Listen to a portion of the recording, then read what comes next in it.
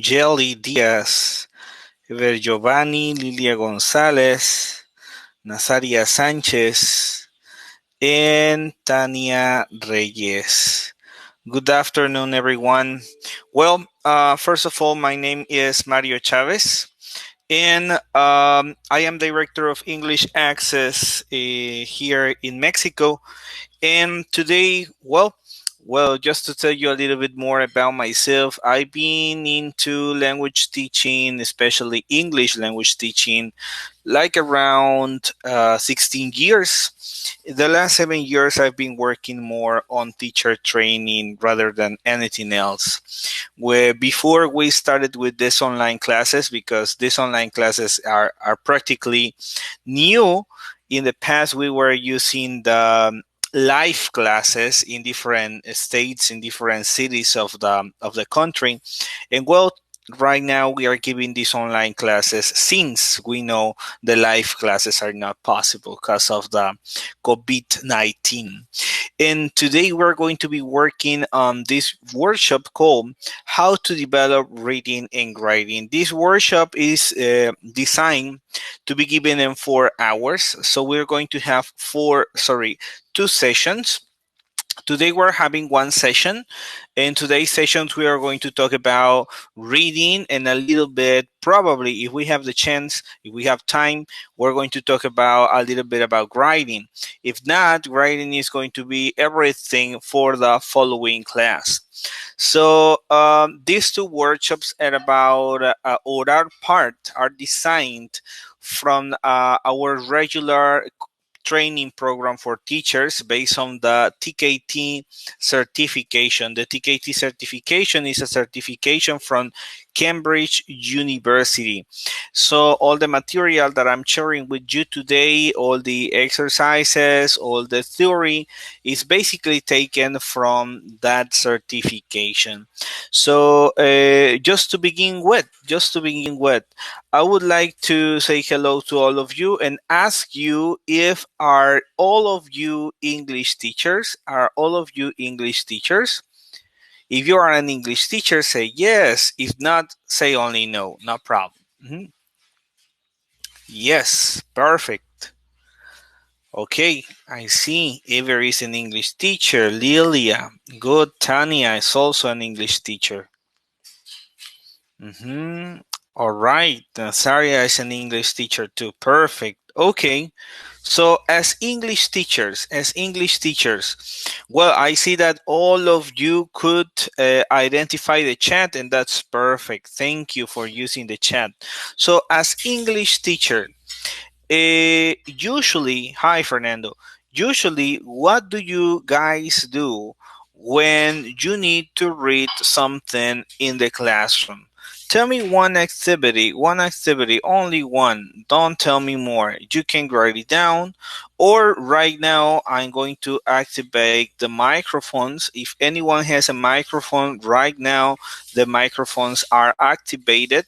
You can just open your microphone and you can just share one activity that you do when it comes to reading in your class. For example, Ever says group reading.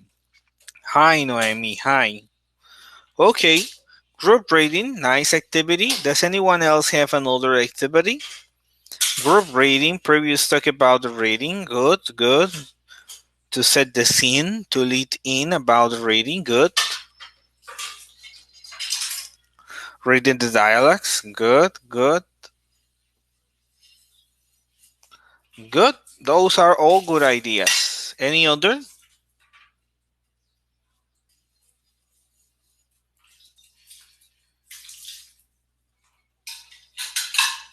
Okay, reading it loud. Okay, predicting. They guess the vocabulary. Comprehension questions. Good job. Yes, perfect.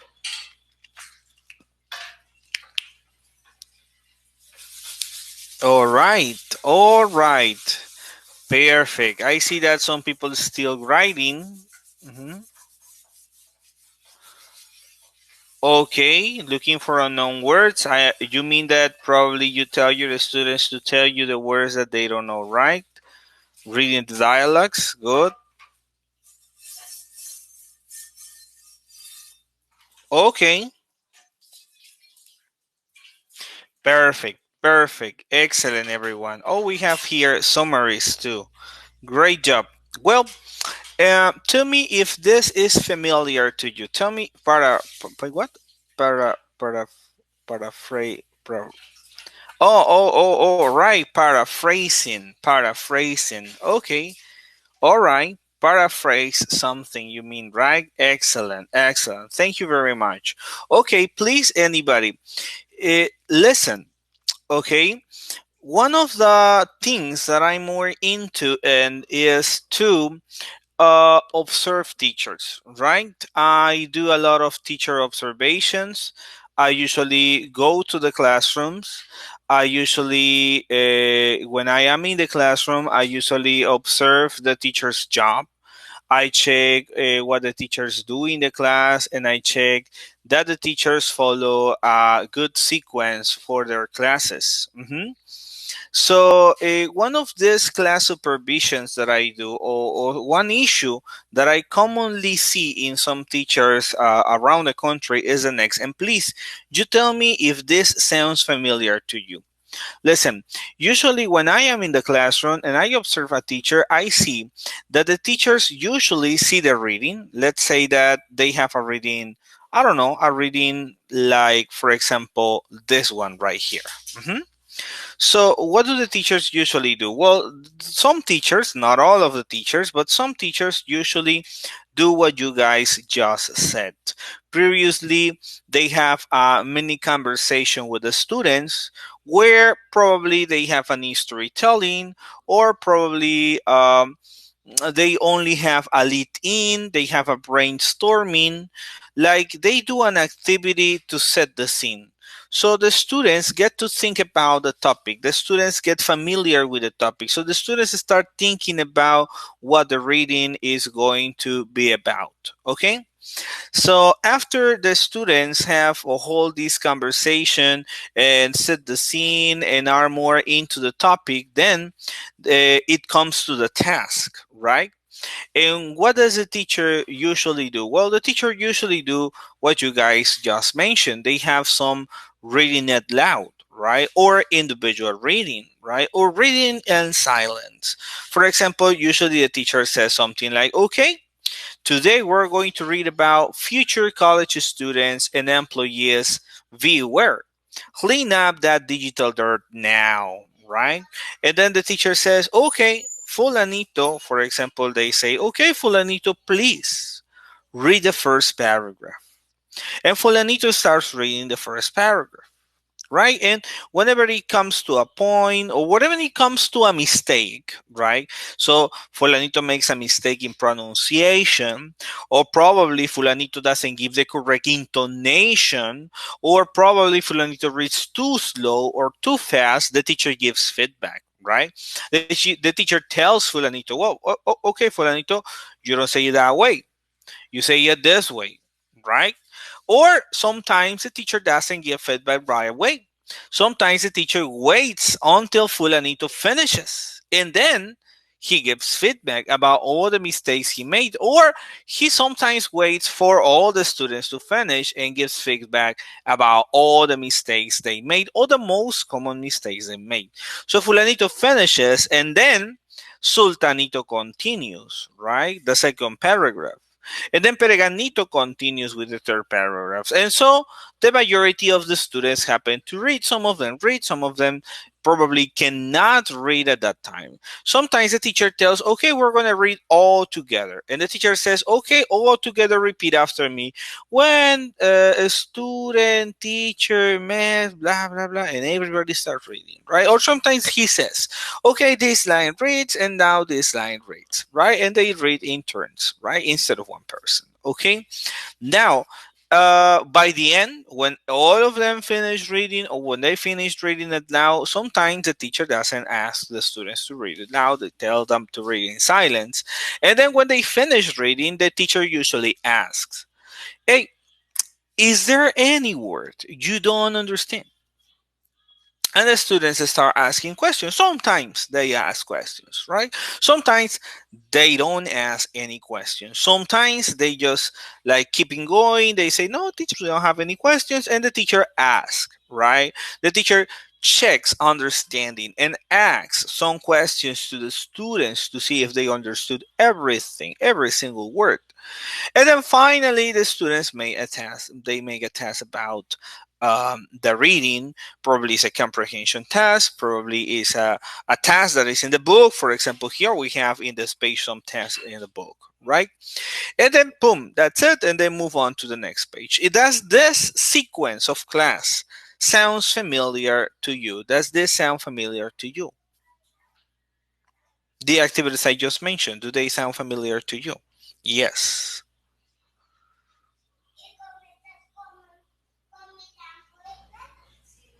Yeah, some of them, yes, it does. Good. Some of them, yeah, some of them not. Yes, they are familiar. Good. Yep, they're very familiar. As I previously mentioned, many teachers around the country, that's the way they sequence the activities in the reading. But let me ask you something, right? Let me ask you something. Have you guys, secondly, yeah, of course, yeah. If you have the audios, not all the books have the readings in audios, but if you have the audios, well, sometimes you play the audio, right? Okay. First of all, well, after this, have you guys ever taken a certification, an international certification like TOEFL or Cambridge or I don't know, DTS, Oxford? There are so many certifications nowadays. University of San Diego, Trinity College, London. Have you taken any international certification? Standardized exams? Not yet. Yes. Okay. Don't worry, Lilia. Usually, usually I have. You have to do it soon. Yeah, it's mandatory now. Okay. Usually, when you take an international certification, every single section in the exam is timed. So you have a specific time for every section of the exam. And reading is also the case, right?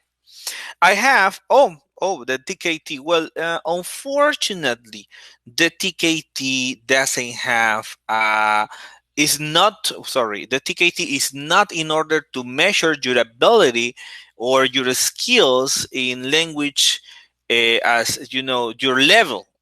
In English, right? The TKT is more to measure your skills in teaching rather than your skills in the language. But when you take one international certification that is about language, not about teaching, like the TKT, usually everything, right, is time.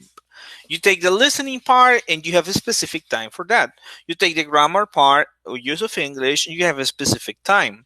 You take the writing part, it has a specific time, and you take the reading and it has a specific time.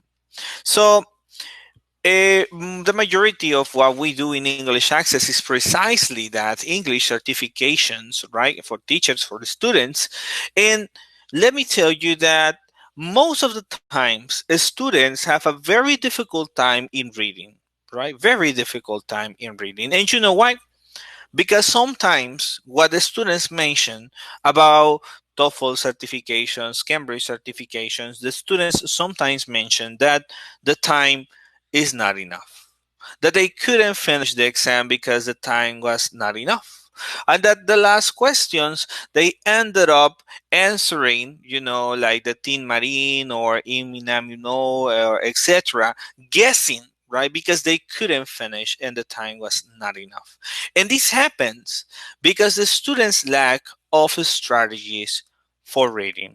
Because when it comes to the exam, the students do what we train them to do, right? And what do we train them to do? Well, we train them to set the scene, right? We train them to read the whole article, then to identify the words they don't know, then to try to guess those words, and then to do the task. So this is what the students do in the exam. They go to the reading part, they read the whole article, they see some words they don't know, they try to figure them out, they try to understand everything, then they go to the task, they read number one, question number one, they see it, and they go back to the article and they find the answer, and then they go to number two and they find the answer, and then they go to number three and find the answers. And this is time consuming for the students, right? This is time consuming for the students. Exactly, Nazaria. Students have the same problem in Spanish because we usually train our students the way we were trained. I mean, the way we were taught is the way we teach our students. Because to be honest, in the school, right, when you start teaching English, sometimes nobody tells you exactly the sequence that you have to follow, right? So you ended up trying to figure it out by yourself. Now, so what I was saying is that, right? I was saying that, right? That this is time consuming because the students read the whole article. Then they read question one and then go back to the article. Question two, go back to the article. Question three, go back to the article. Question four, go back to the article. It's time consuming. So whenever they see the watch, they see the clock, and they say like, "Oh my goodness, time flies. I don't have enough time," and they ended up rushing through the last part of the exam, right, and just guessing their answers. Okay, because that's how they are trained in the classroom. Now, let me ask you something. Uh, these activities that we do, because I have done it right before when I was a teacher too in the classroom and I have my regular English classes, I usually used to do the same, right?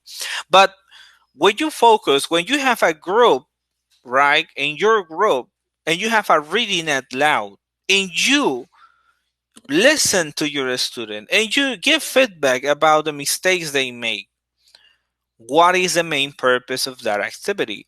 Listen to the options. Is the main purpose of reading it loud reading comprehension or pronunciation? What is the main purpose of that? Yes, the pronunciation, right? So the main purpose is the pronunciation. Usually we use the reading to improve or to work on our students' pronunciation. But reading and pronunciation are not linked because reading is understood as a receptive skill. Listen, look at this. Look at this. Reading is a receptive skill, like listening. This means it involves responding to text rather than producing it. When we talk about pronunciation, we talk about the way we produce the language. But reading is not related to production. Reading is related to reception of the language. The idea the idea of reading is that our students understand written language. The idea of reading is to develop comprehension, not pronunciation, right? So when you got your students, right, and you use reading out loud, and every each of your students read out loud and try to improve their pronunciation, your focus is on the pronunciation, not on the comprehension, right? We need to change the focus, right? Because we need to change the focus, so we change the focus of the students, and the students, instead of focusing on the pronunciation, focus on the comprehension, and it will take time, right? But what the advices I will give you today, sooner or later you will get it. Reading involves making sense of text. To do this, we need to understand the language at word level. So we need to understand the language at word level. Now, listen. At the beginning, it says, before we move on, the beginning it says, it involves responding to text rather than producing it. Do you guys like to read in Spanish? Yes. Good. Good. When you read something in Spanish, let's not say it in English, because if we don't read, we to be honest, we don't have like that much literature in English, right? But imagine, that you're reading a Spanish magazine, and this article, this magazine is about, I don't know, uh, the effect, right? The effect of using the cell phone for so many hours, right? And then you see all the disadvantages of using the cell phone for many hours, right? And then you see it can damage your sight, and it can damage your articulations, and it can damage your spine, and it can damage many things, and it can affect your daily life, right? So, and you read the whole article and you understand the message in the article. What would you do? Well, certainly you would care about it, right? And you would say, oh my goodness, the cell phone is too difficult, it's bad, I need to stop using the cell phone that much. You know what, I'm gonna take care of this, right? And I'm going to stop using the cell phone, for so many hours or for so long times in my house. I'll try to leave it away, put it away, turn it off, put it mute it, right? And not to use it for that long. So you are reacting to the text. You are reacting to the article. How are you reacting to the article? Well, with your behavior. Sometimes you are reading a romantic novel, right? And then it moves you and you start crying with the novel. So you are reacting, you are responding to the text. So understanding the text means responding to the text, right? So it is important that our students understand, so they can respond, so they can give an opinion, right? All right. Perfect. So to do this, as it says here, we need to understand the language at word level. Students need to understand the vocabulary and the grammar. So it is important that everything we read is at level. It cannot be that far beyond level. If it goes that far beyond level, for example, let's say your students are basic and they try to read something advanced, what will happen? Well, eventually they will not understand anything and they will stop reading it. If they are basic or they are advanced, sorry, and you give them something to read that is very basic, eventually they're going to get bored and they're not going to continue reading it. So it is important that the students understand the language. So it is important that the language in the readings, in the articles that we use, is at the student's level. All right. So let's get going. A text contains a series of sentences connected one to another by grammar and vocabulary and or knowledge of the word. This is something very important too. You all guys know English. I know you know English because you can understand what I'm saying. So we all know English, but is any of you a lawyer? Is any of you a lawyer? No. All right. Good. No one is a liar. Okay? If you are not lawyers, imagine that tomorrow someone approaches you and tells you, hey, teacher, I need some help. I would like you to help me translating, right? Translating this book. And it's a law book, right? I don't know, probably is the federal legislation of commerce in the United States, right? And they give you the book and they tell you, can you translate it? Would it be easy or difficult for you? It would be difficult, right? There will be certainly many types of words, right? A lot of vocabulary that you will have to look for it, right? Because it's not vocabulary that you use. Of course, if you use a translator, if you use a dictionary, then then you will be able to translate it because you know the grammar. But you don't have the knowledge of the word. You are not familiar with those topics. It's not that you don't know English. You know English. It's just that you're not familiar with that area of knowledge. So since you don't have the proper knowledge of the word, when you try to translate it, when you try to read it, what you know is not enough and you need to look for more resources. So the same happens to our students. It is important that they have the right grammar to understand it. It's important that they have the right vocabulary to understand it, but also the right knowledge of the word, that it is familiar to them. Mhm. All right. The same with medical material. Yes, no, I'm saying like with medical material. Yes, this is technical English. This is English for specific purposes. Okay. All right. So up to here, three concepts have been mentioned that are pretty important. The first one, well, reading is understanding, right? Understanding at word level, right? First of all. So reading is not producing, is receiving, is understanding. The second thing that we mentioned is that in order for the students to understand, they need to read appropriate material that has to be under level, not beyond, not behind, but under level, right?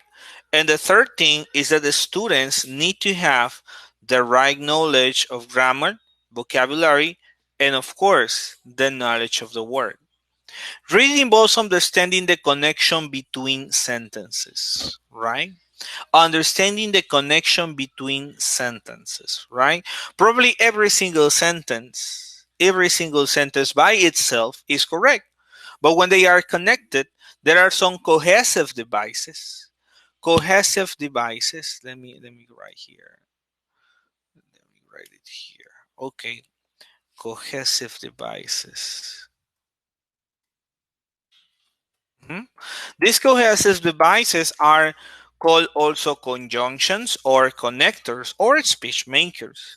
So these cohesive devices are pretty important, right? Because they are the ones which link sentences, link ideas in order to contrast, to add information, etc., to give reason, etc. Okay?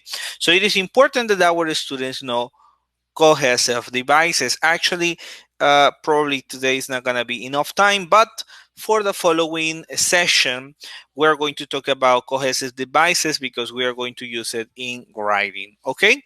Okay, so that is something really important, right? To mention, to give students examples of connectors of conjunctions, right? Yesterday I was, or Mondays, Wednesdays, and Fridays, I'm giving a C1 preparation course online, and then like I mentioned uh, about some cohesive devices, and I mentioned while, and one student told me, well, a synonym of while is whereas, and they are not, right? So I talked to them, I told them because they are teachers, I told them, you know what? It's not like this. You just need to check it out. Okay? All right, perfect. So let's get going. In order for us to understand a text, this text, this one has to be appropriate in terms of coherency, mhm, which is the connection of two sentences using grammar to give them a meaningful sense, and cohesion, which is the grammatical link between the sentences. All right? So, what does coherency means? Coherency means that the message is properly developed. The message is properly developed. It means that the person who's developing the message in the article it has the idea clear, and it can transfer the idea clearly. Okay? Cohesion means that the grammar, the cohesive devices are properly used. So the sentences are correctly articulated. For example, we have an example right here. Look at the example. The example says, I am a teacher. The teacher was late for class. Class rhymes with grass. The grass is always greener on the other side of the fence, but it wasn't. Look at the sentences. What about the sentences? Can you understand the message in the sentences? Yes or no?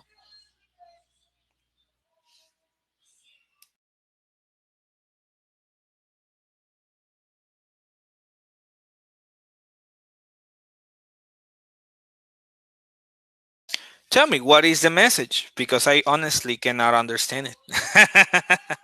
Yes, Fernando, I am like you. I cannot understand the message. These ladies can understand it. Ever, and Lilia and Noemi will explain us the message.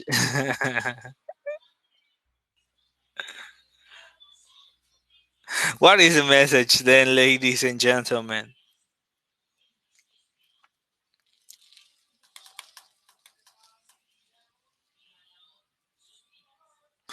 Yes, they do not have a message. There is not a link in between the sentences.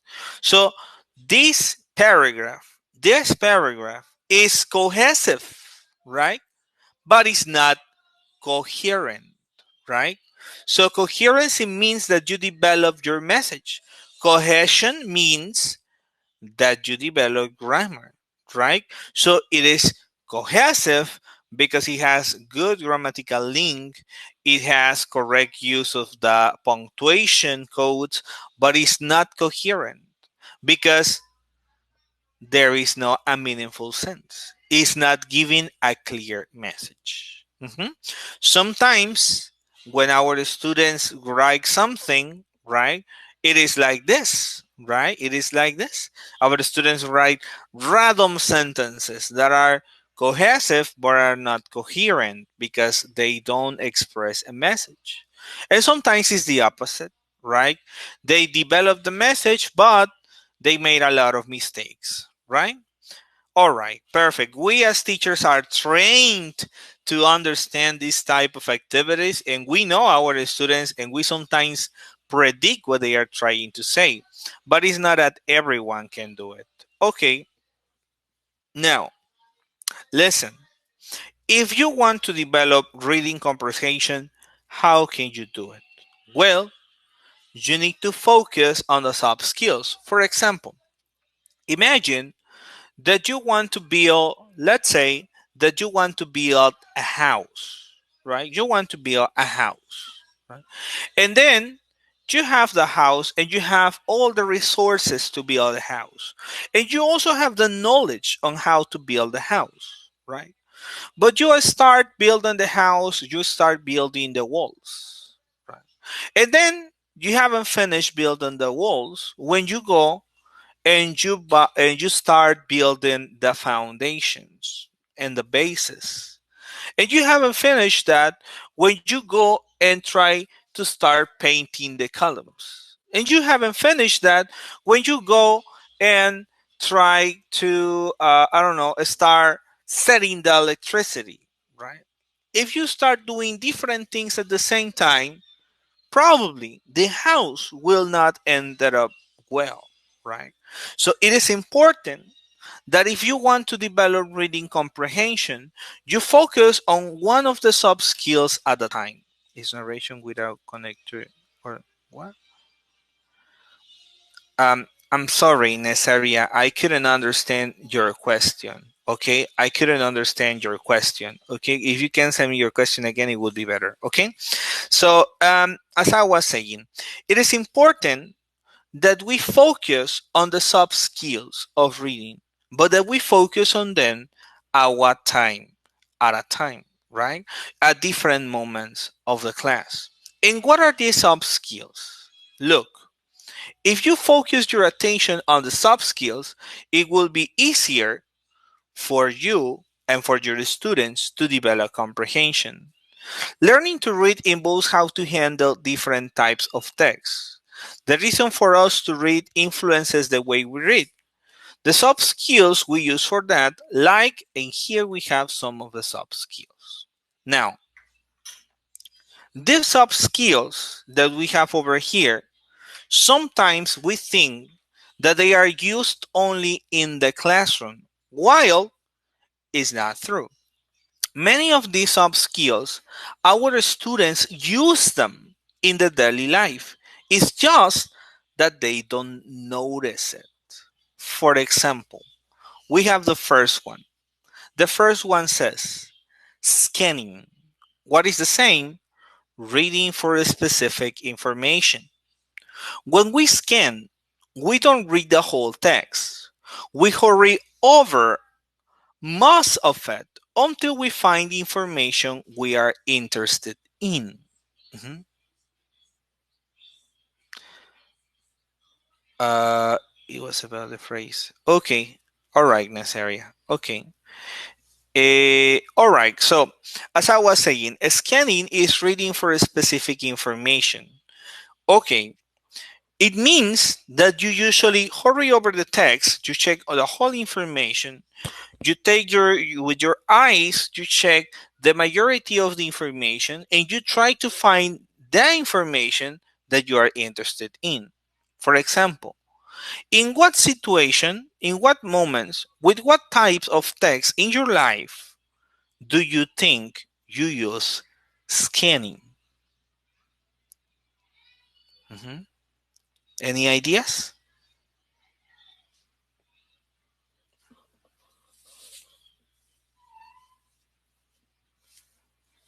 When you're going to buy something. Yeah.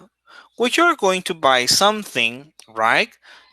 You, for example, you are in Mercado Libre or you are in eBay or in Amazon or anything, right? And you scan, you check everything, chun, chun, chun, and you're not interested about all the products. You're interested or you're looking for the specific product. So you check everything, and when you find the product you're looking for, you stop there and you read it more carefully, right? It says usually reading the metro lines. Yes, right? You check the metro lines and you scan this whole diagram, right? In order to look for the metro station you're looking for, and you found it, and boom, you start following it and trying to figure out how to get there. Yes. When you want to buy a book, this is a different example, Fernando. In the case of the book, what we do is more skimming, but I will explain it in a little bit. Someone else mentioned about newspaper articles. That is more about skimming, unless you, for example, read something. Let's say an article that says ANLO is given support to poor people, right? And you just want to know how much AMLO is given, right? And then you just scan it and find the amount. Then in that case, it would be scanning, right? But if you just want to get the general idea or the most important information, then it would be skimming. Okay, it also happens in not very unfamiliar situation. It happens when you check your Facebook, right? When you check your Facebook, what do you do when you check your Facebook? Do you read everything in your Facebook? Do you read everything in your Instagram? Every single post. Do you read it? Never. Lilia says never. Angelia says no. Almost. Sorry. Fernando says no. Right? Me neither. Right? I don't read everything. The majority is marketing. The majority is marketing, is publicity, right? So I usually read certain articles I'm interested in. Sometimes I read some memes, right? That are fun, right? And I want to have fun, right? And I want to read them because I want to laugh a little bit, right? Or I know that some of my friends on Facebook post interesting things. So when I see a post from that friend, I stop and I read it more carefully. But usually, what do we do on the Facebook? Well, we are like checking everything, and then you find fulanito, and you stop, boom, and then you continue checking. Oh, a picture, boom, and you check it. Oh, and you continue, and then something about the coronavirus, boom, and you check it, right? So that is scanning, right? when you, with your sight, with your eyes, check the whole information and you stop only, you look only, you check only the information you are interested in, the specific information. Okay? For example, okay, we're going to do an scanning activity. Mhm. This is an scanning activity. Okay? Listen up. I'm going to show you an article. I previously showed you that article before, but no problem. It was very small and I don't think you saw it. Okay? So I'm going to show you an article. I want you to look at the article. Okay? And I want you in the article to find the answer for this question. Mhm. The question is, where did Miss S post the photo? Okay? Ready? I'm going to show you the article. I want you to scan the article and to find, mhm, to find mhm, the answer. Now listen, we're going to make it interesting. Okay? We're going to make it interesting. I'm going to, mhm, I'm going to make notes. I'm going to give you a prize. Yes, a prize. This prize is a book. It's a digital book. But I'm going to give this reward. I'm going to give this book only to the winner. And who's the winner? The winner is the person who answered first. So you need to type your answer and you need to type it here on the chat and you send it. Okay. The first one to who answers more questions, because they are seven. They are 7. The one who answers first more questions gets the prize. Ready? There we go. Mhm. There we go. There you go. I'm gonna make it a little bit larger. Little bit. There you go.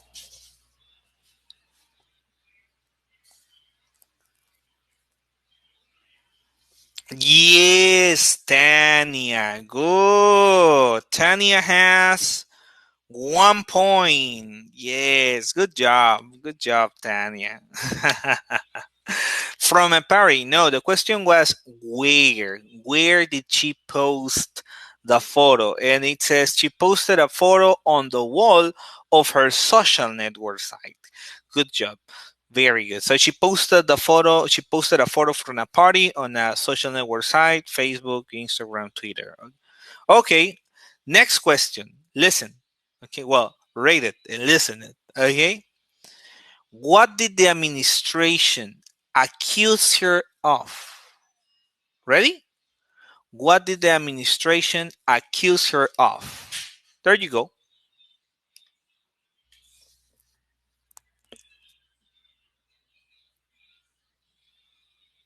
Yo, yes, yes, Ever. Good job, Ever. Yes.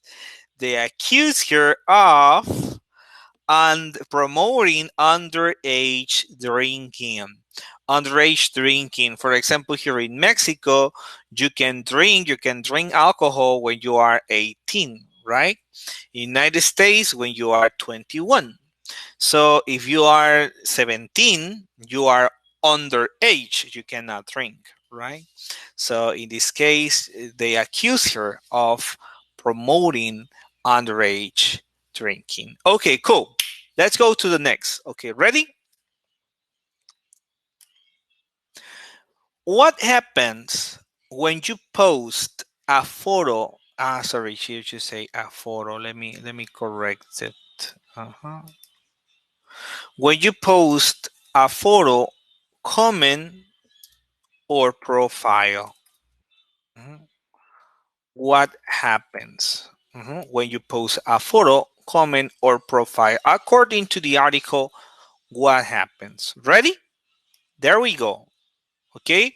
Up to right now, Tanya 1, Ever 1. There we go.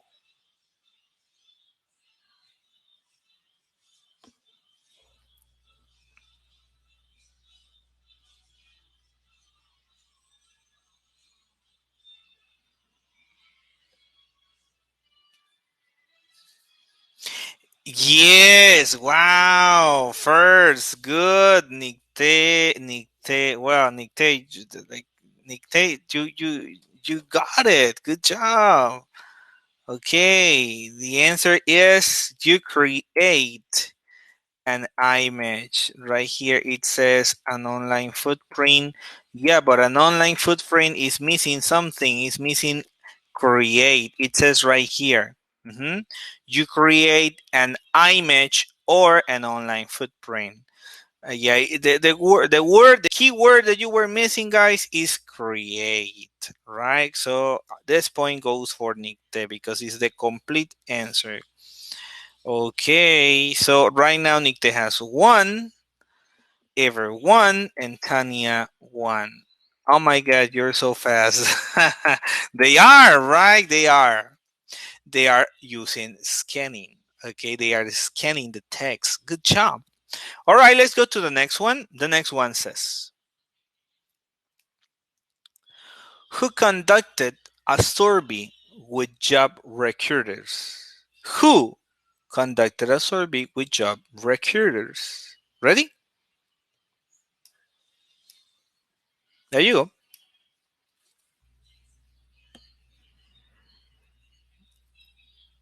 Executed. Yeah, Tanya. Good. Wow. And Ingrid was very close, right? Let me see. I should give this one to Ingrid and Tanya because actually it was both of the same time. So Ingrid also gets it. Ingrid. Okay, cool. But Tanya has 2 points up to now. Okay. We up to now have 5. They are 7. Remember, we're missing 2 more. Okay, there we go. Mhm. What percentage of recruiters would reject candidates based on digital dirt? What percentage of recruiters would reject candidates based on digital dirt? I'm sorry, it's not this, it's this. Mhm. It's right here. Mhm. That's not the answer. That's not. That's not. That's not. That's not. That's not. That's not. Close. Close. Close. Was not.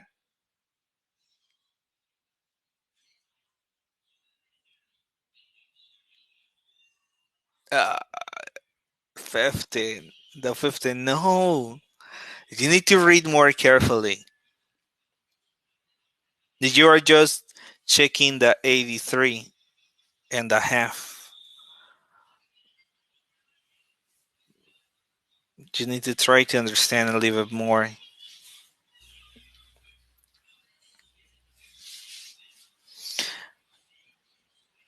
All right. Nobody? This counts for 2 points because it's too difficult.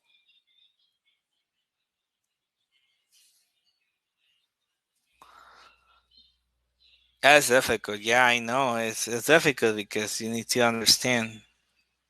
What percentage of recruiters would, what was it? Would not hire, would reject candidates based on their digital dirt?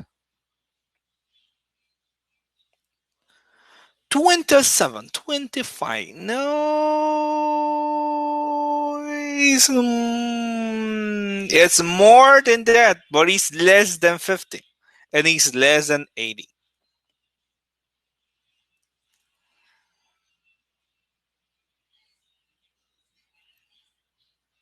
Oh, come on. Two, no, 27. No. All right, nobody? Sure? 2 points. You're guessing, Nick, there, right? And Ingrid, too. Wait. Now, don't guess. Like, give me the right answer.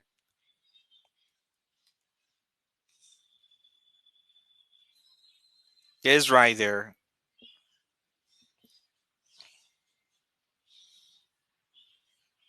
Okay. 5, 27. No. 5, 4, 3, 2, 1. Oh my goodness. Really? Nobody? It says executed, reported that 83% of job recruiters regularly use internet searches to find out more about candidates, right? So they said, okay, you know what? 100 is the maximum. And from that 100 job recruiters, 83 of 100 use the internet. Now, 83 of 100, right? 83. Now it says nearly half of what? Of the 100? No, half of the 83. Nearly half said they will reject candidates based on their digital. Yes. So if it is the half of 83, is 41.5, right, Ever? Good. Yes, 41.5. What should I do? Should I give it to Ever or not? No. They say no. But I help her. I help him, right? I shouldn't.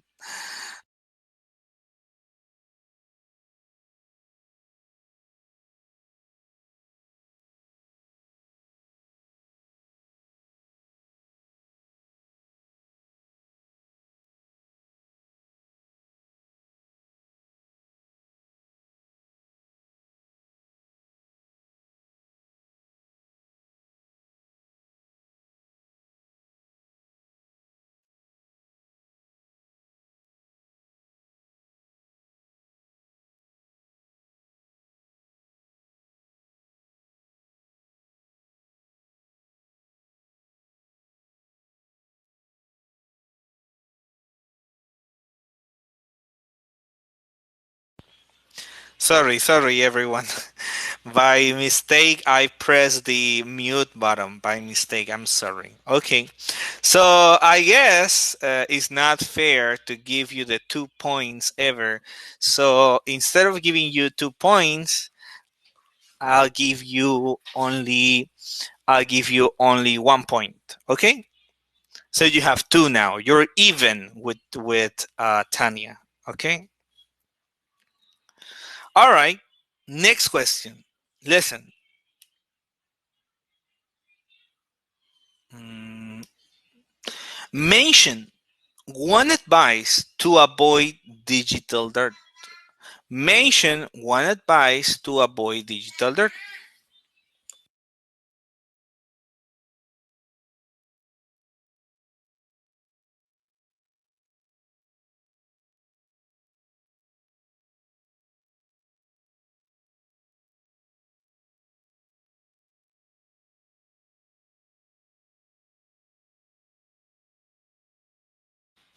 Good.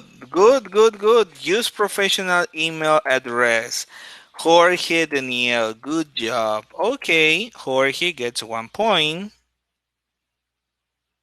We have others here. We have, I'm sorry.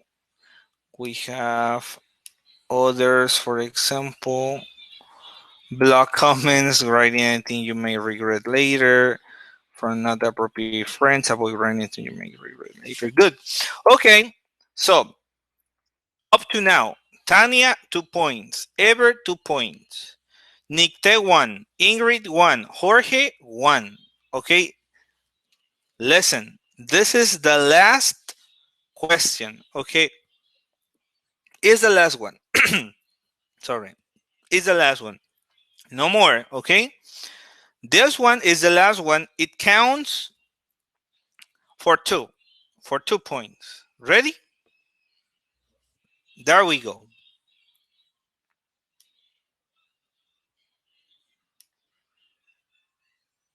What should you promote on your blog according to the article? What should you promote on your blog according to the article? A good image.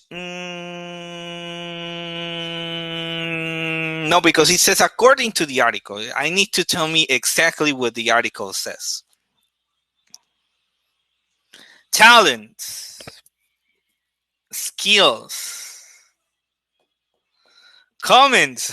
No, no, no, it doesn't say comments. Abilities, work. Yeah, the point is for Tanya, everyone. Good job, Tanya. Good job. You have a flawless success with 4 points. It says, use a blog or website to promote your work, research, and interests. It says right there. Okay, perfect. So, what are we doing right now? This activity that we are doing, how is it called? Who remembers?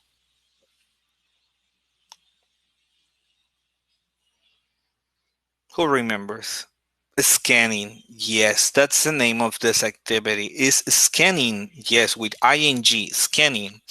And it's basically that you train your students to go over the whole text. Do not focus or do not stop to read everything. No, you're not stopping to read everything because this is about being fast, right? You need to be really fast, right? Because if you're not fast, someone else answers, right?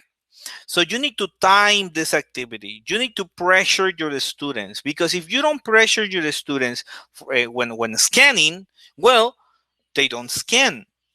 What they do is to stop and read every single word, reading all the paragraph. Okay, Fernando, that's a good question, but I'm going to answer your question in a little bit, okay? Because first I'm going to explain you all the sub skills, and later I'm going to explain you the sequence that we need to follow when working with them, okay?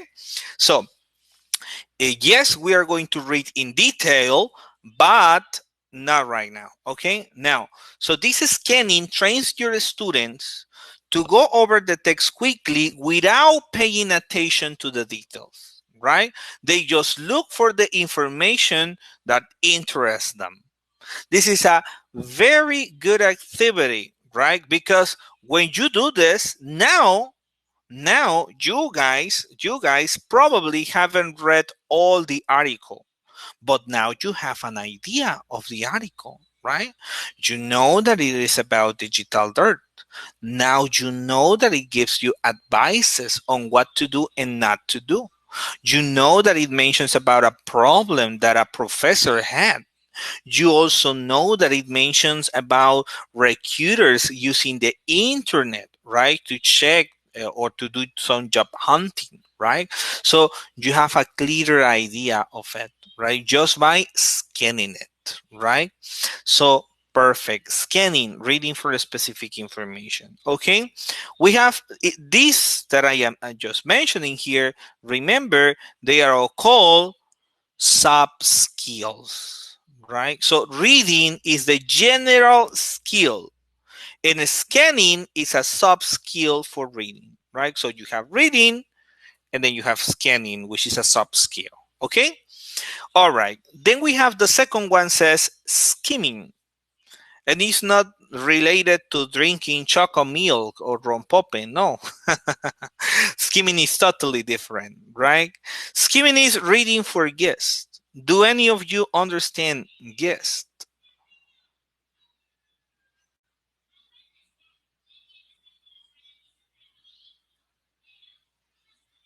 Yes. Thank you. Thank you, Giovanni. Ever. It is the main idea. Guest means the main idea, right? So when we read for the main idea, we read for global understanding, right? Global understanding, that you understand that in general, right? That you don't understand the details, but you understand it in general. Okay? Perfect. It says, when we skim, we read the text quickly to understand what it is about, right? It says, when we skim, we read the text quickly to understand what it is about, right? For example, previously, I don't remember who mentioned that when you buy books, right, you don't read the whole book, right, but you scan it. Well, in this case, with the books, you don't scan them, you skim them. Okay, it means that with a book, you probably read the prologue, or you'll read the back cover of the book, which usually has comments, right? And what you are doing is that you are trying to understand what the book is about, right? Like when you go to the movies, right? And you read the synopsis, right? Because you want to know what the movie is about, right? So imagine, well, you do that in movies and books.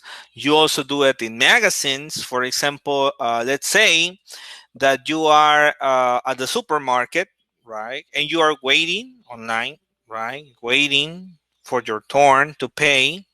And then, when you are there, you see a magazine, and in the cover of the magazine you see an article, like, I don't know, an interesting article that catches your attention, like, I don't know, probably the article says something about lose weight in 20 days, right? And you are like, oh my goodness, lose weight in 20 days, that sounds interesting. Okay. And then, or probably, any other article, that is interesting for you. So you pick up the magazine, but you are not intended to buy it right now. You want to know the information only, right? So you open the magazine and you scan the magazine quickly, boom, boom, boom, boom, boom, boom, boom, and you look for the article which says lose weight, right? Boom, boom, boom, and then boom, you find it. And what do? You are online, you're waiting, right?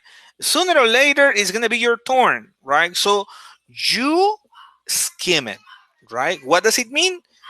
That you read lines, right? You read lines. Usually, when we skim, we read in a paragraph the first and the last line, the first and the last line of each paragraph. And that way, we have a general idea about the text, right? When we read the first and the last paragraph, we understand the main idea of the text. Okay? Let's try an activity. Okay, listen up. I'm going to show you. I'm going to show you a text, different one, because this is when you have already checked probably everything. So I'm going to show you a text. And remember, the activity is to read the first and the last, no more than that. The first and the last of each paragraph. Okay. Let me show you this one. The first and the last line. hmm I want you to tell me what this is about. Okay? The winner, the one who tells me first, gets the book too. Okay? What is this about? What is the main idea of this? Read the first and the last line. The first and the last line. Consider lines from periods to periods.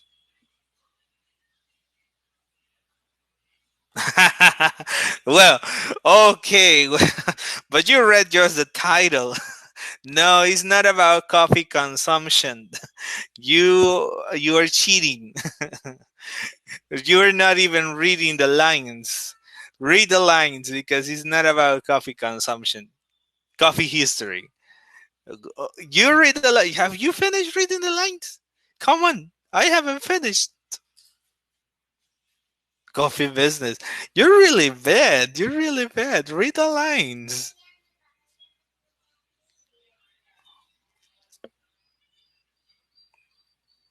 Americans drink. No, that's not. You see, because you're cheating, because you're not reading the lines, your answers are not correct. How coffee got to American? That's not true. All the paragraph. Read the first and the last line, please. Coffee plants. Look. Focus on the first and the last line of each paragraph.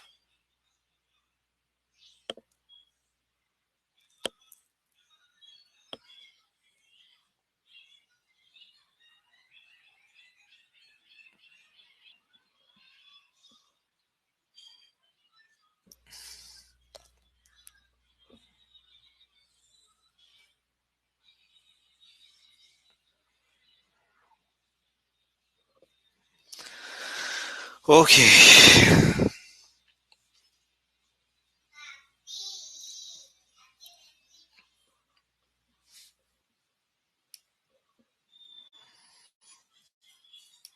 Okay, we're gonna make this a little bit more interesting because I see some of you wanted. I said how the coffee got to America as well. Okay, it can be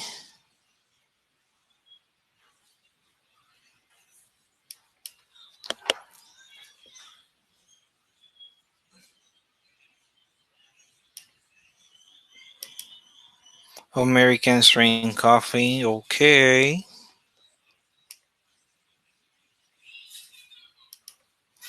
okay.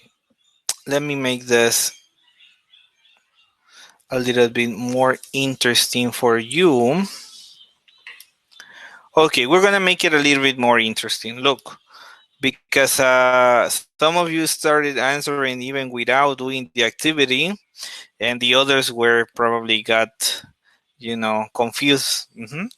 But let's do this. Okay, I'm gonna show you three options. Okay, you choose the correct option. Okay, there we go.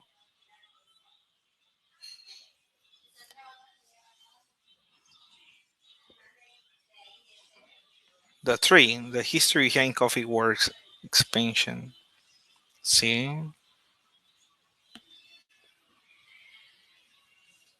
Okay, good job. Yes, yes, Ever and Fernando. That's the answer. Yes, and Jelly. That's the answer. Yes. It's the history behind cafes word expansions.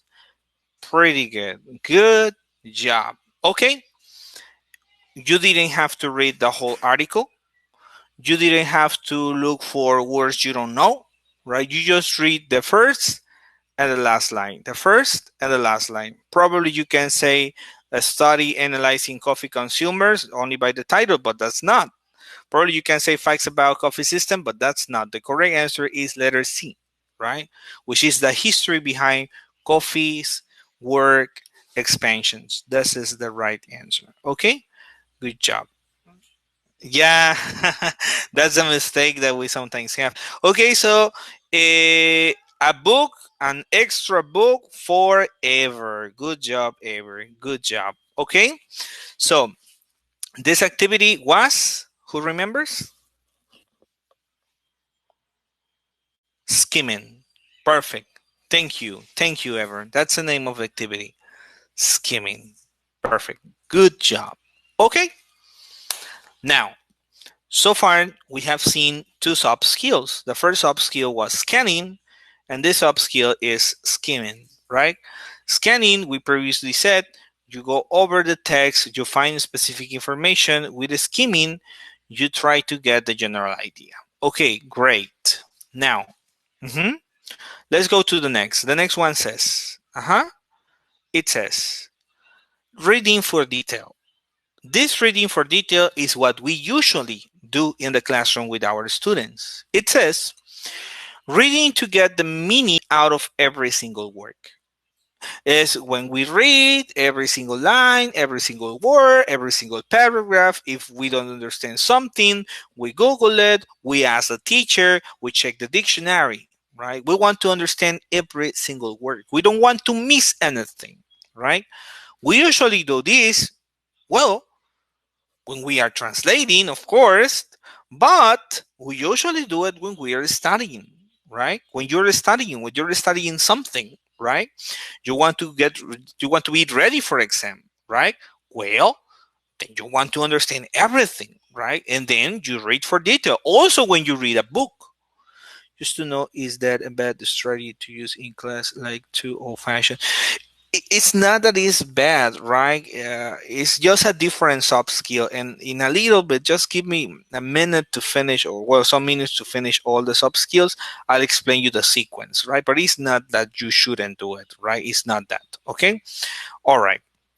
So when you're reading a book, right, a novel, right, a magazine, and this is interesting, and you want to know more about that, you read for detail, right? And you want to know every single word, right? Excellent.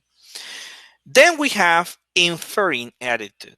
Inferring attitude. Well, I guess reading for detail is clear, right? We don't need to make an activity about that because I guess it's very clear. Is the activities we previously mentioned, Cora, like when you do reading out loud or in silence, right? And just students ask you.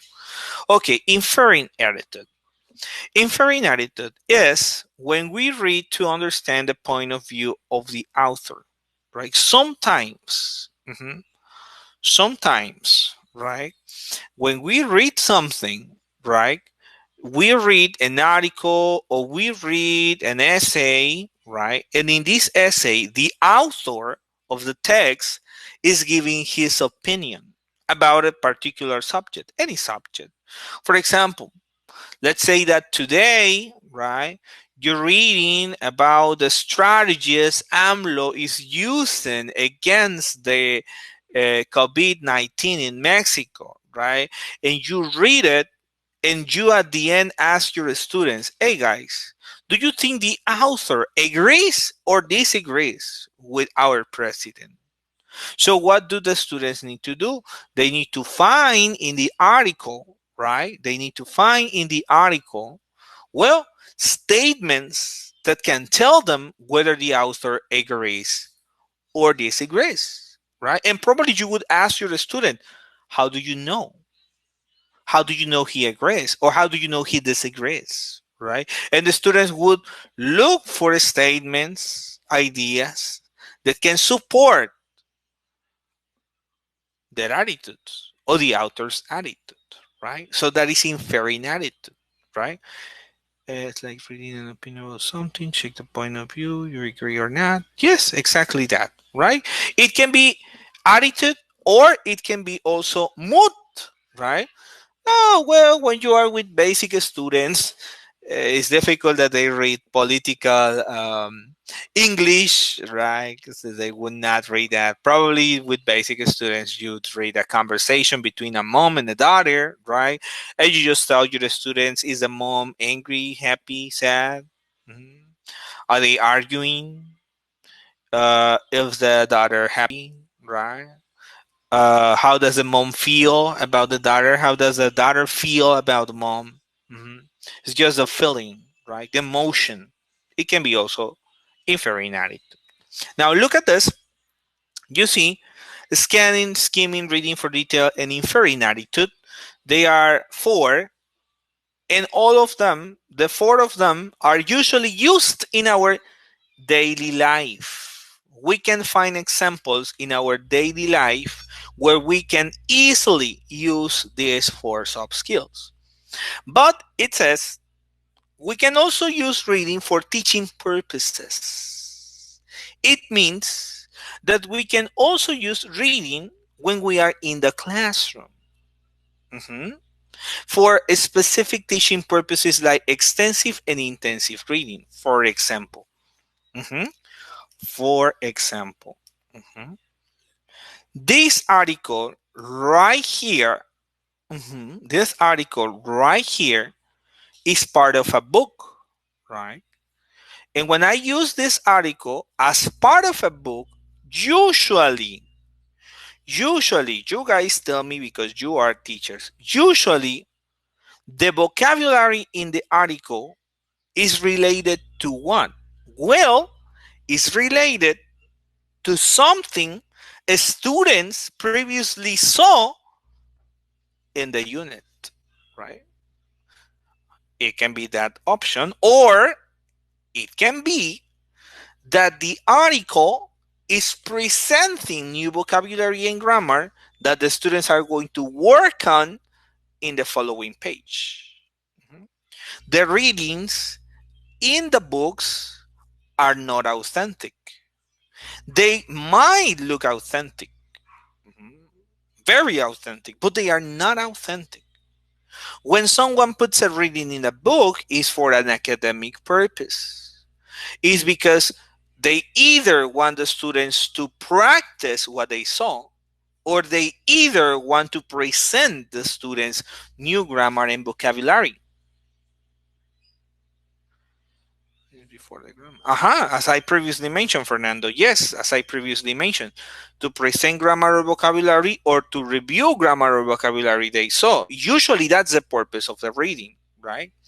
But in any instance, the reading is not real, it's not authentic. It's there with an academic purpose to practice a specific grammar and vocabulary previously presented or presented in the future. And then this that we do in the books is called, sorry, intensive reading. This is called intensive reading. Mhm, mhm. Intensive reading is when we ask our students to read a text in order to work out particular grammar or vocabulary. So you tell your students, okay, we're going to read this, and from there you take some words that you're going to use in the following activity. It's intensive reading. You from there take some examples in order to explain the grammar structure. That is intensive reading. Or you read it after you explain the grammar and the vocabulary. You tell them, look, here we can find the vocabulary, here we can find the grammar I just previously mentioned. That is intensive reading. Okay, good. Now, what is extensive reading? Extensive reading. Sometimes you can tell your students, hey, you know what? For homework, I want you to go on the web, mhm, find, mhm, this song, right? Or this article, right? Or this story, right? That you, as a teacher, you previously checked because you need to check it in advance, right? And that story, that song, that article is in English, right? And it's interesting for the students. And it's on their level, right? It's not behind, it's not up, their level. And you tell the students, read it for homework. Tomorrow we are going to discuss it, right? Probably the book, the article, the story has vocabulary students don't know. And it's okay. It's okay because you want them to be exposed to authentic material. Remember, I told you what you see in the book is not authentic. Well, sometimes you want the students to be exposed to authentic material.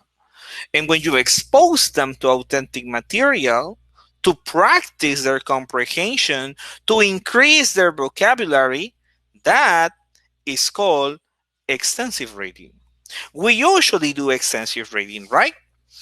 Well, it's not that we all, but we would like to, right?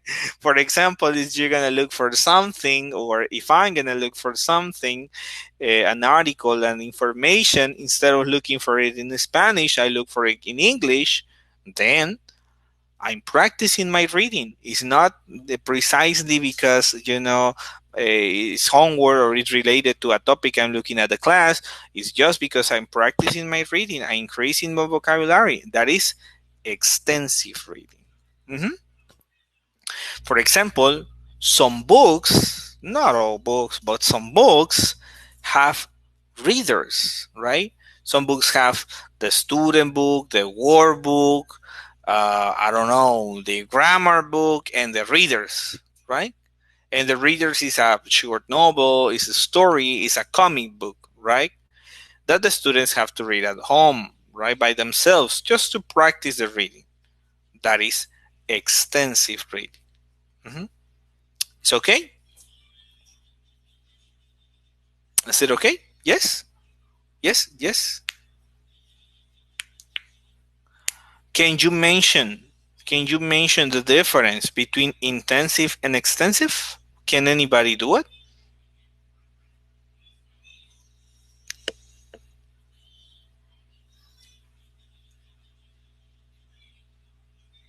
Yes, you tell me.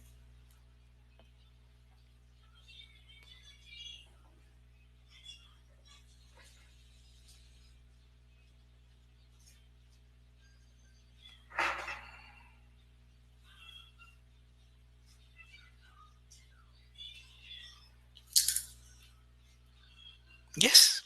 Perfect. Yes, it's exactly that. Yes, Perfect. Good job. Mm-hmm. Yes. Yes. Yes, yes, yes. Exactly what you mentioned.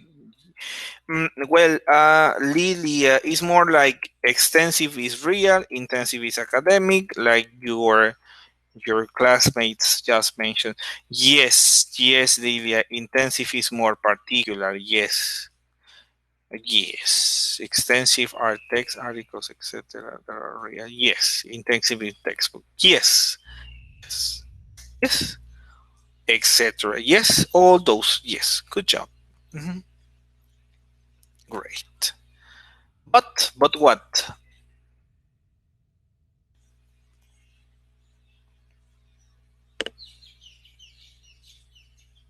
But okay. But the intensive is necessary to be unreal. Okay, you can look fine. For example, I remember that when I was teaching, what was it? Adverbs in my class. One day I decided to bring the lyrics of a song. This song was called Truly, Madly, Deeply from Savage Garden. And I decided to play the song, and I decided my students to follow the lyrics, right? To practice the adverbs, right? Truly, madly, deeply, right? Then, in that case, that was a real life or a real article, a real text, but I use it to practice a specific vocabulary. So yes, it's not necessarily unreal, it's not necessarily made for academic purposes. Intensive is whatever we do to practice specific grammar, specific vocabulary. It doesn't matter if it's real or not. Mhm. And extensive is to practice our comprehension, right? To practice our comprehension. Read long pieces, as the name says, as the definition says, long pieces of text to practice our comprehension. Mhm. Good job. Okay, perfect. So we have 6 sub skills, right? Scanning, skimming, reading for detail, inferring attitude, extensive reading, and intensive reading, right? We have all those 6, okay? And what we do is that we try to arrange them in our class. And when we arrange them, when we put them in the correct sequence, well, what is the correct sequence that we should follow?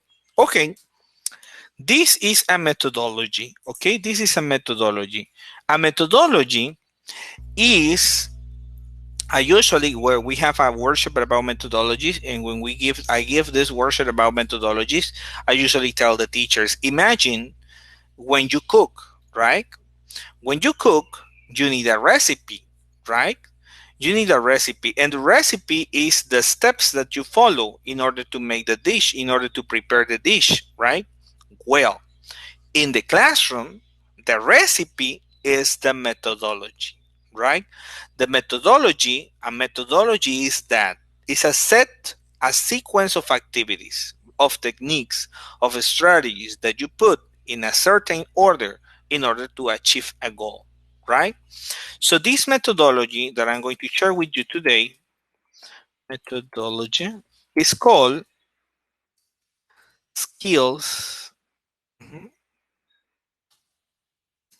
based method. Mhm. Skills-based method. That's the name. Mhm. Now, skills-based method. It says, as the name says, skills-based is based on that, on develop different skills. So, this methodology follows the next sequence. First, you start with an introductory activity. Mhm.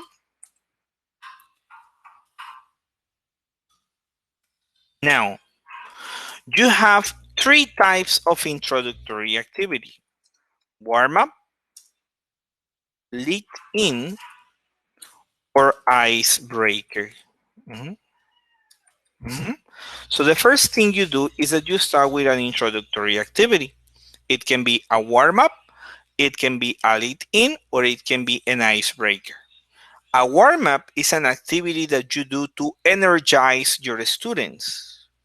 When you get to the classroom, usually the students are sleepy if it is very early, or they are sleepy, it is very late. If it is after the break, they are all restless. If it is before the break, they are restless too, right? So you do the warm up to energize your class, to call your students' attention. The warm up can be a game, the warm up can be a song, right? It's just an activity, can have an academic purpose or cannot. It's not a problem. Where can I find warm-ups for students? Any page that you can recommend better than that? I can send you a book about warm-ups, okay? I have a book that it has around 100 activities for students in the English classroom. Don't worry about it, okay? I'll send you that one, okay? Good. Yeah, I'll send it to you. Don't worry. I'll send it to you. Yes. Okay, so this warm up, as I previously mentioned, can be academic or not academic. Okay? The lead in. Some of you mentioned at the beginning of the class that when you start your reading, you usually set the scene, right? You tell your students, okay, today we're going to talk about a mom and a daughter, and they're in the park, and probably you have a picture in the book, and you tell them to describe you the picture, and probably you have the title or the subtitle, and you tell them to look at the title and the subtitle and to predict, right? What the story is about, right? All of that is called lead in. Is when you set the scene, when you get your students think about the reading, right? Think about a topic, like when you have them like in the same sentence, right? Okay. An icebreaker. Well, an icebreaker is an activity when you are new to the group or the group is new to you, right? And you just want to break the ice. You want everyone to know each other, right? So you start with an introductory activity. Activity. Oh my goodness. I wrote activity instead of activities. Let me see. Okay, activity. Wait. There you go. Okay. The second step after the introductory activity, the majority of the times when it is listening, reading, well, you use a warm up, a lead in. Icebreakers, you just do them when, of course, you are new to the class. Okay. You don't do them every day. Okay. Then you finish your introductory activity. And after that, what do? Well, the second stage of the method, second stage, that's the name, is pre-teaching. Mhm. So you're going to pre-teach some vocabulary, right, or grammar structure, because you are a good teacher, right? You are a good teacher, right? So since you are a good teacher, you previously a day before in advance, you read the article, right? In advance. And you identify some words that might be difficult for your students, right? And you said, okay, these words might be difficult. This grammar structure might be difficult for my students. And what do? You make a list, right? And you say, okay, I'm going to present these words to my students before the reading. So whenever we get to the reading, they don't have problems. That is called pre-teaching, right? So you start and you tell them, well, for example, guys, one word that is difficult usually in this activity, in this reading, one word that I sometimes find difficult for my students is withheld. Mhm. My students usually don't understand that. They say like withheld. What is that? So in advance, I prepare an example. Probably I bring a diploma, and I tell my students, oh, okay, we're going to read an article. And in this article, you will find the word withheld, which is the past of withhold, right? For example, Juanito is going to graduate today, but he didn't pass English. Sorry, Juanito, I cannot give you your diploma. So the school keeps the diploma. The school withholds the diploma. keep with her, and the students understand. Say, oh, good, right? And then I look for another word, any other word, and I pre-teach that. Okay, okay, and I do that. Okay, so that is pre-teaching. So then icebreaker. Sorry, little. Sorry, I didn't read this message. Let me a second. Can be also group activities to enhance interrelation between. Of course, yes, icebreakers, of course, but of course, icebreakers are more when you are new to the students or the students are new to you. Okay, sorry. As I was saying, so as I was saying, where is it? As I was saying, pre-teaching, right? Then we have the pre-teaching, and after when I finish pre-teaching, and then I move. Where do I move to? I move to the task. Hmm? Now, when I say the task means the activity. It varies, right? From from skill to skills. Since right now we are in reading, this task involves moving from general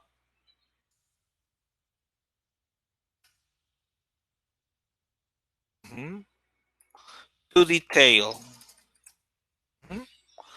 So in this task, you're going to move from the general to the detail. Okay? So in the task, you first start with an scanning activity. Mhm. After the scanning activity, you go with an skimming activity. Mhm. For example, you can start with, okay, guys, so before we read, look at the article. What? And you make some questions, no? Like the questions I just made today for you. Then, after you finish the scanning activity, the students have identified some specific information, and you just can tell them, good job. Now, what is the story about? What is the article about? In your own words, what is this about? And the students, after the scanning, would be able to tell you the general idea, right? Because they previously scanned it and they read it, right? If, because not everything, I need to be honest, not everything is the same sequence. If possible, you can do some inferring attitudes. You can do some inferring attitudes.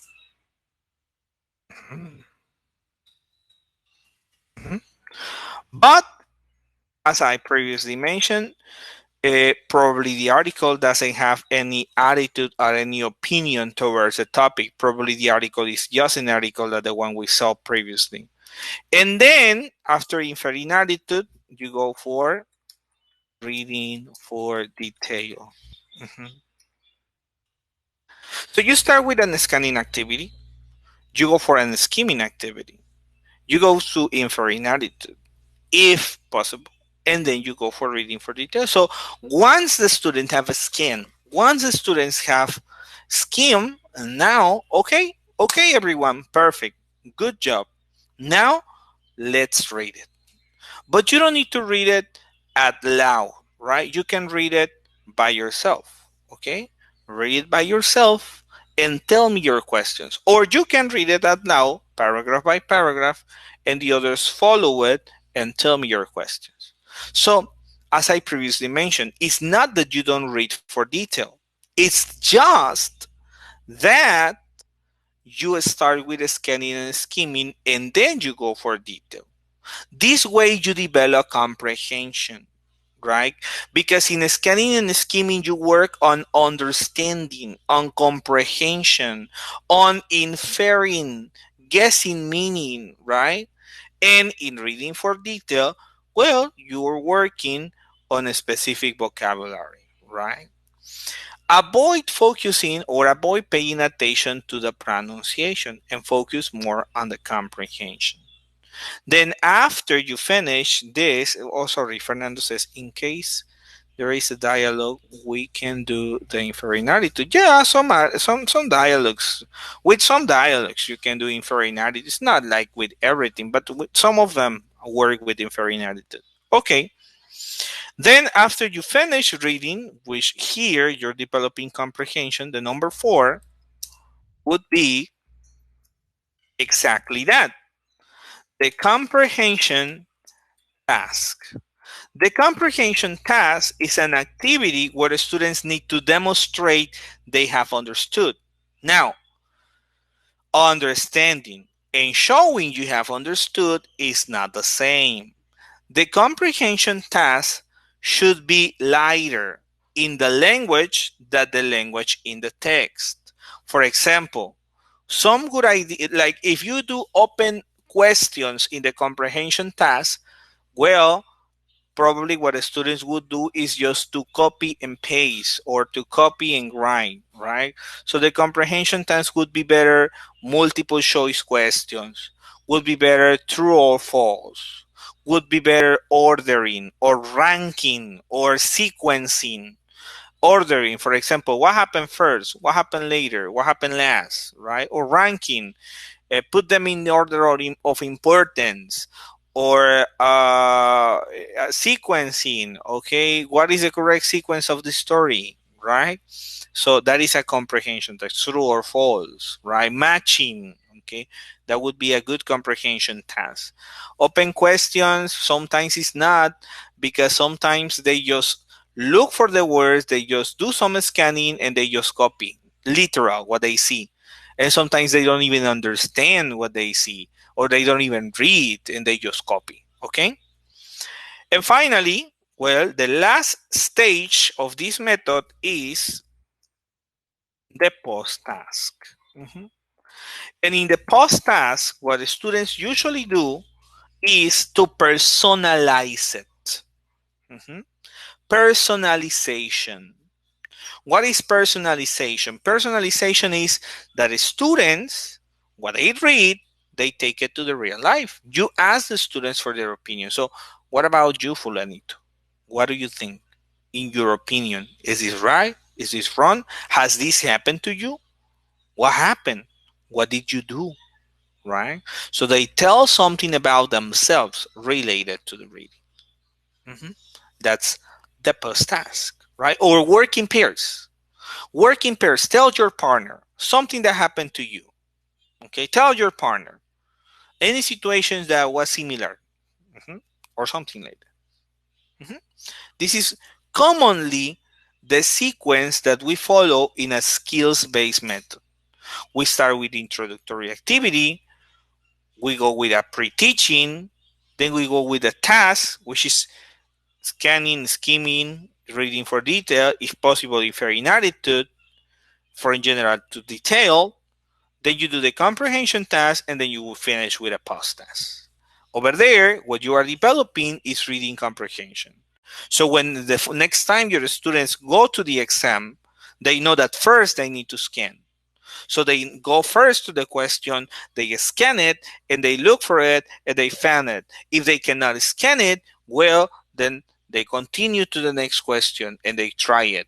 Okay, they first go to the questions and they try to scan and find the answers. By the end, they finish scanning. The questions in the exam, in any exam, do not require reading for detail. The questions in the exam mostly require scanning and skimming. Mostly. Mhm. Unless there are some exams like the TOEFL IBT, the TOEFL IBT, but not other exams rather than that, that requires you to read something and to write something about it, right? Well, but it's more in the writing part than in the reading part, right? In that case, you need to do some reading for detail, but it's in the writing, right? In the reading comprehension exams, usually is that scanning, skimming. So students need to do some scanning with some questions and some skimming with other questions. So they need to be trained to use scanning and to use skimming. Mhm. All right. So far, so good. To make it simple, yes, to make it simple. Yeah, perfect. Good. We're close to the end of today's workshop. Excellent, excellent. I see no more doubts. Okay, good.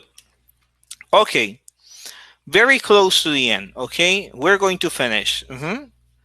All right, it says key concepts. As teachers, we need to be able to identify in our students the soft skills they are more familiar with and transfer it. I mean, your students are very familiar to scanning and skimming, but they don't know those names. You just need to show them that what they do with the cell phone is scanning and that they can do it in the classroom, right? And transfer the sub skill to the second language. Mhm. Some soft skills we can also develop are guessing meaning from context and predicting, right? So probably you can include guessing meaning from context, right? You can tell your students in the pre-teaching, right? Remember the pre-teaching. Mhm. Here, you can tell your student instead of you presenting with a picture, with a flashcard, or with an example, you can tell your students, look for this word, and they look for the word. They scan and they look for the word. What do you think it means? Guess the meaning, right? You know that your students will not know it because you haven't taught it. So you tell them, look for the word, try to guess it. Tell me, what do you think it means? Right here in the pre teaching, right? Mhm. Predicting. Predicting, you do it in the lead in, right? I told you, and some of you told me, like you show the picture, you pay attention to the picture, right? Pay attention to the picture, pay attention to the title. What do you think this is about? What do you think the article will be about? What do you think? This, that. Good. That is predicting. Okay? We also have to choose the right text that motivates them and be appropriate for their ages. This is pretty important, right? Sometimes the text in the books, well, the text in the book sometimes are not that motivating, right? So it's good that every now and then you look for a text that is motivating to them, right? About artists, about new apps, about new games, and you can do some extensive reading. We have to encourage them to read authentic material. Whatever is in the book, it doesn't matter that it looks authentic, it's not authentic. Encourage them to look for authentic. And we need to be careful about the exercise we give them. You need to read them before you give them so the exercises. You might not want to have problems with any parent because any vocabulary that they might not see. Right. Excellent. Excellent. Any doubts? Questions? No. Excellent. Good job. Good. All right.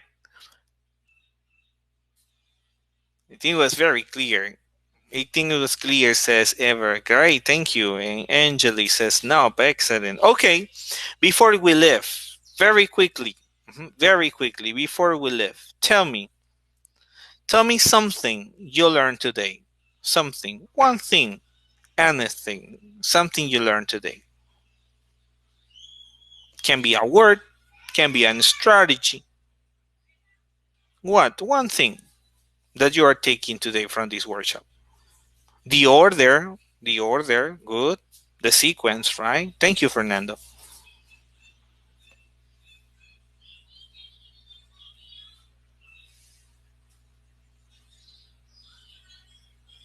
Promote the scanning and skimming with some competition. Yes, to excite them, right? Good. The reading with the students, the steps. Good, the steps. Great. The 6 up skills. Good job.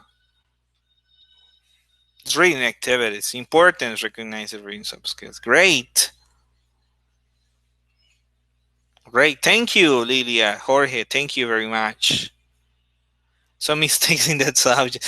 No, don't worry, Tanya. We all do. We all do.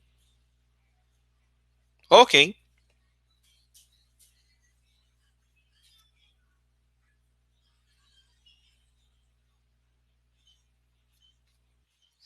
Good job, everyone.